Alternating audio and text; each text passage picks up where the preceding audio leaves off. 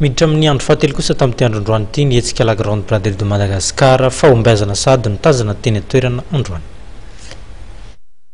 Fahombiazana tanteraka io no azo amin'ny tinareo telo andro ny sinyla hetsika ara-baritra sy ara-kolotsaina la grande braderie de Madagascar izay karakarain'i Madavision etsy amin'ny lapan'ny fanatanjahantena sy ny kolotsaina etsy sy Mahamasina amin'izao fotoana izao.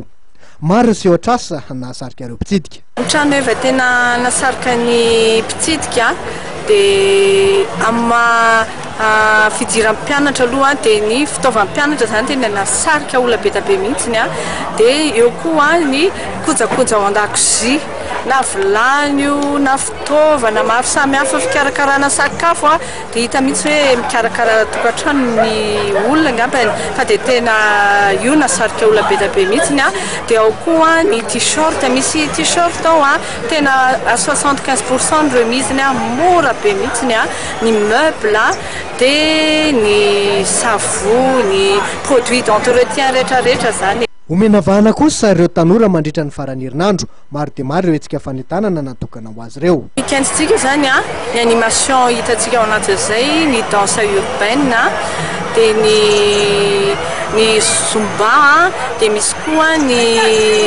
free-running zany ho an'ny tanora daholo moa zany tena jerentsika amin'io. Voasolitena amin'ireo trano efa misy telonjato najoro ao amin'ny lapan'ny fanatanjahantena sy ny kolotsaina etsy Mahamasina ireo sehatrasa maro samihafa tsara kalitao anefa amidy amin'ny vidiny mirary tokoa. Mbola manana roa andro ireo mpitsidika hiantsenana.